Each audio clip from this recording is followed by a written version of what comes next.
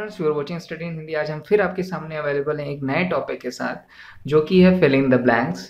हमारे comment box में से रिलेटेड बहुत सारे कमेंट आ रहे थे कि sir filling the blanks start करिए, तो उसको देखते हुए हमने फिलिंग द ब्लैंक्स स्टार्ट किया, जो कि हमने एमटीएस का पेपर जो कि आने वाला है, जो कि अपकमिंग एग्जाम्स में से है, तो उसके पुराने क्वेश्चंस को उठाया, उसको कवर किया है और उसको डिस्कस किया है फिल इन द ब्लैंक्स में, और उसको समझा है कि कैसे कौन सा अप्रोप्रिएट ऑप्शन हमें फिल करना चाहिए जो कि हमारे ब्लैंक्स होते हैं उसमें।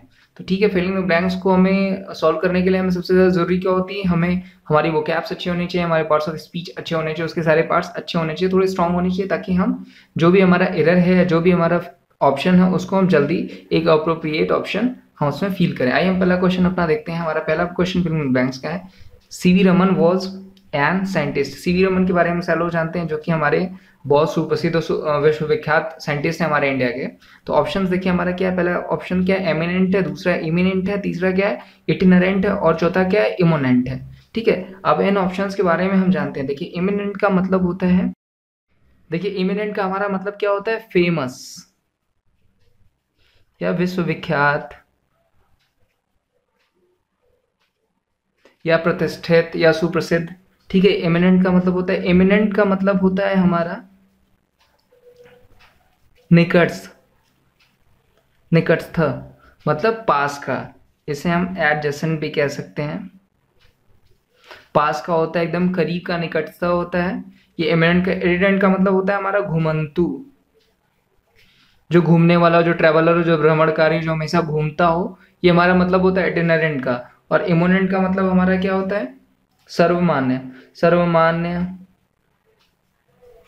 या दृढ़, जो स्थिर हो। ठीक है, या दृढ़, ये हमारा स्थिर हो। तो हमें क्या, एमिनेंट का मतलब तो फेमस, विश्वविख्यात, सुप्रसिद्ध। एमिनेंट का मतलब होता है निकट से, एडजेसेंट, पास का या करीब का। इंटरनेट मतलब होता है घुमंतु। इटिनरेंट मतलब होता है हमारा घुमंतु या भ्रमणकारी, जो ट्रेवल करता हो हमेशा देश विदेश। और इमोनेंट का मतलब क्या होता है, सर्वमान्य। तो देखिए यहाँ पे हमारा अप्रोप्रिएट ऑप्शन क्या है, CV Raman was an eminent scientist, मतलब एक सुप्रसिद्ध साइंटिस्ट थे, एक सुप्रसिद्ध और विश्वविख्यात वैज्ञानिक थे। तो हम पहले ऑप्शन के साथ जाएंगे। पहला ऑप्शन हमारा क्या होगा, करेक्ट होगा। यहाँ पे हम क्या करेंगे, एमिनेंट फील करेंगे। हम सेकंड क्वेश्चन पर चलते हैं। सेकंड क्वेश्चन देखिए क्या हमारा, सी हैज ओनली डैश फ्रेंड्स। ठीक है, ऑप्शन हमारा देखने फ्यूअर, इसका मतलब भी कम होता है, लेस मतलब भी कम होता है, मोर का मतलब अधिक होता है, और फ्यू का मतलब भी कुछ या कम के सेंस में होता है। ठीक है, यहाँ पे देखिए सी हैज ओनली फ्रेंड्स, मतलब यहाँ पे है कि सी हैज ओनली, कम की बात होगी, अधिक की बात नहीं हुई है, क्योंकि यहाँ पे ओनली केवल की बात हुई, मतलब ये कम ही होगा। तो ये मोर ऑप्शन हमारा ऐसे ही खत्म हो जाता है, हम इसमें बढ़ते हैं। फीवर का देखिए हम यहाँ पे फील कर सकते थे, लेकिन अगर कंपैरिजन होता दो लोगों में तो हम फीवर के साथ जाते। अगर कंपैरिजन दो लोगों में होता तो हम फीवर के साथ जाते, लेकिन इसके साथ हम फीवर नहीं जाएंगे। अगर दो लोगों में कंपैरिजन होता तो हम फीवर के साथ जाते, कि कंपैरिजन डिग्री है। लेस का मतलब भी कम होता है, फ्यू का मतलब भी कुछ होता है। ठीक है, ओनली के साथ लेस नहीं होगा, ओनली के साथ फ्यू यूज होगा। तो यहाँ पे हमारा जो ऑप्शन सही है वो क्या है, few. She has only few friends. ठीक है, हम अपने नेक्स्ट क्वेश्चन पे चलते हैं। देखिए नेक्स्ट क्वेश्चन हमारा क्या है, dash you hear the president's speech.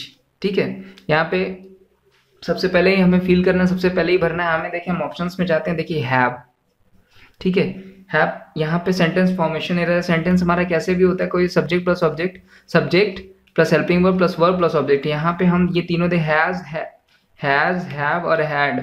Has, have और हैड हमारी क्या है, ये सेंटेंस हमारा पूरा पास्ट टेंस में। अगर हम इस ऑप्शंस को देखते हैं तो हैज, हैव और हैड हमारा किसके लिए यूज होता है, प्रेजेंट परफेक्ट टेंस के, या फिर प्रेजेंट परफेक्ट के लिए हमारा हैज, हैव यूज होता है, और पास्ट परफेक्ट के लिए हमारा हैड यूज होता है। ठीक है, और इसके साथ हमेशा क्या होता है, जब भी प्रेजेंट परफेक्ट में इसके साथ जो वर्ब होती है हमारी,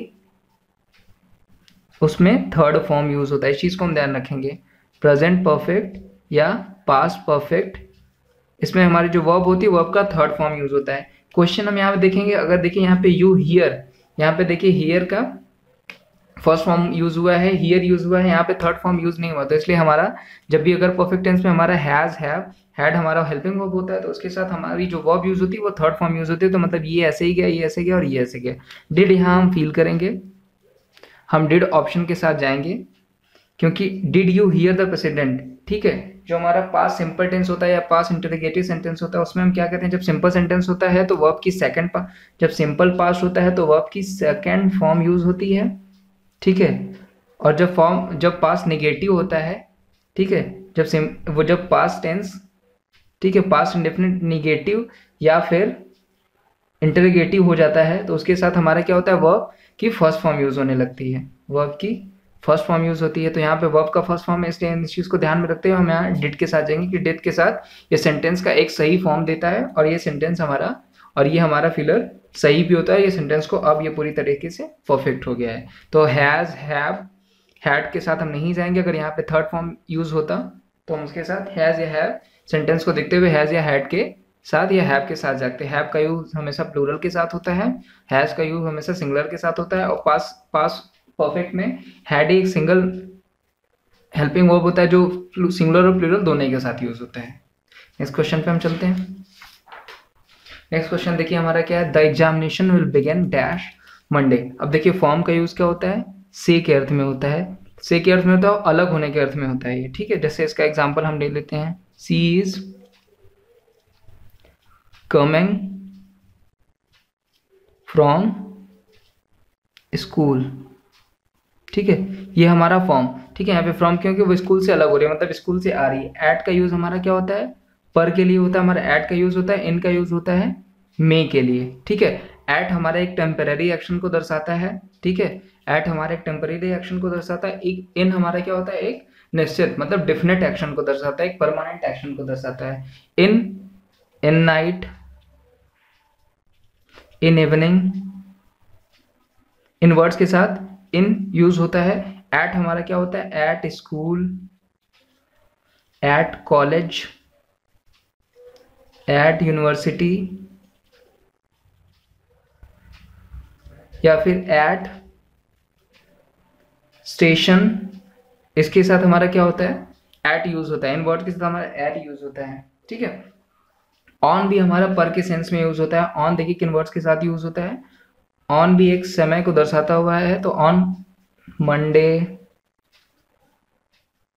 डेट या डे से पहले हम ऑन का यूज करते हैं, ठीक है। और ऑन दैट डे, डेट या डे से बिफोर हम क्या करते हैं, ऑन का यूज करते हैं। ऑन अदर डे, या फिर ऑन ट्यूसडे, किसी भी डे या डेट से पहले हम ऑन का यूज करते हैं। तो यहाँ पे हमारा क्या है, the examination will begin on Monday, मतलब मंडे से, ठीक है, स्टार्ट होगा। यहाँ से के अर्थ में हुआ है और ऑन का यूज पर और से के अर्थ में होता है। इसके और कुछ वर्ड्स होते हैं जैसे ऑन टेलीविजन,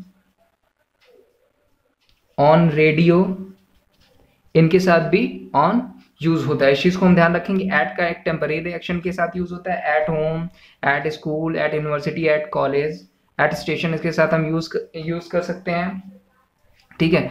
इनका यूज मे में होता है, एक निश्चित समय को बताता है। इन नाइट, एट नाइट भी यूज होता है, इन नाइट भी होता है। इन नाइट यूज होता है एक निश्चित रात के लिए और एट नाइट यूज होता है किसी भी रात के लिए, ठीक है। एट का यूज होता है एक टेम्परेरी एक्शन के लिए करते हैं। इन का हम यूज क्या करते हैं, एक परमानेंट एक्शन के लिए करते हैं। ऑन का यूज इन वर्ड्स के साथ होता है। ऑन किसी भी डे या डेट से पहले हम ऑन का यूज करते हैं, जैसे on Monday, on that day, on same night, या फिर on other night, on television, on radio, इनके साथ हमारा ऑन का भी यूज होता है, ठीक है।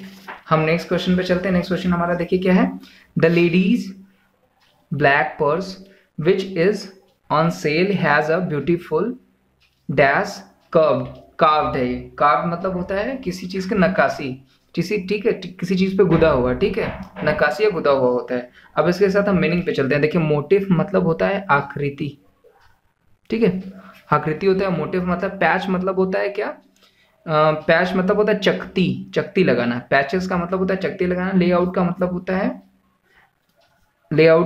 होता है नक्शा हम कह सकते हैं, नक्शा बना हुआ, या फिर प्रिंट के सेंस में हम लेआउट का यूज करते हैं। और स्केमेटिक मतलब होता है, स्केमेटिक मतलब क्या होता है हमारा, स्केमेटिक मतलब होता है स्केचेस, कोई भी चीज स्केच करी हुई, ठीक है, स्केचेस होता है इसका मतलब। स्कीमेटिक मतलब होता है कोई भी चीज स्केचेस करी हुई, ठीक है। अब हम सेंटेंस के मीनिंग के साथ देखते हैं। तो the lady's black purse which is on sale has beautiful cad मतलब होता है क्या? कैड मतलब होता है नक्काशी करना। तो नक्काशी एक आकृति की जाती है, चकती की तो करी नहीं जाती, या फिर किसी प्रिंट की करी नहीं जाती है। तो इसके साथ हमारा जो अप्रोप्रिएट ऑप्शन होगा वो क्या होगा? मोटिफ होगा। हम मोटिफ के साथ जाएंगे। तो यहाँ पे सेंटेंस हमारा क्या? The lady's black purse which is on sale has beautiful carved it. ठीक है, ब्यूटीफुल मोटिफ कार्व्ड इट, यहाँ पे हम मोटिफ के साथ जाएंगे। आज के लिए बस इतना ही दोस्तों। होप आपको ये वीडियो अच्छा लगा हो। अगर आपको ये वीडियो अच्छा लगा है तो लाइक करें, शेयर करें, कमेंट करें। अगर आपकी कोई सुझाव या कंप्लेन है या कोई सजेशन है तो उसको हमें कमेंट करें, ताकि हम उस पर ध्यान दें और उसको सही करें। अगर आप हमारे चैनल पे पहली बार विजिट कर रहे हैं तो इस चैनल को सब्सक्राइब कर लें। सब्सक्राइब करने के बाद आपको एक आइकन दिखेगी, बेल आइकन, उसको टैप कर लें ताकि इससे रिलेटेड जितनी भी नोटिफिकेशंस हो अब तक पहुंच जाए। ये 2013 टू 15 के बीच के सारे क्वेश्चन हैं आपके एमटीएस के, जो हमने कवर किया है। तो आज के लिए बस इतना ही। Thank you so much. आप बने रहिए स्टडी इन हिंदी के साथ। Thank you so much.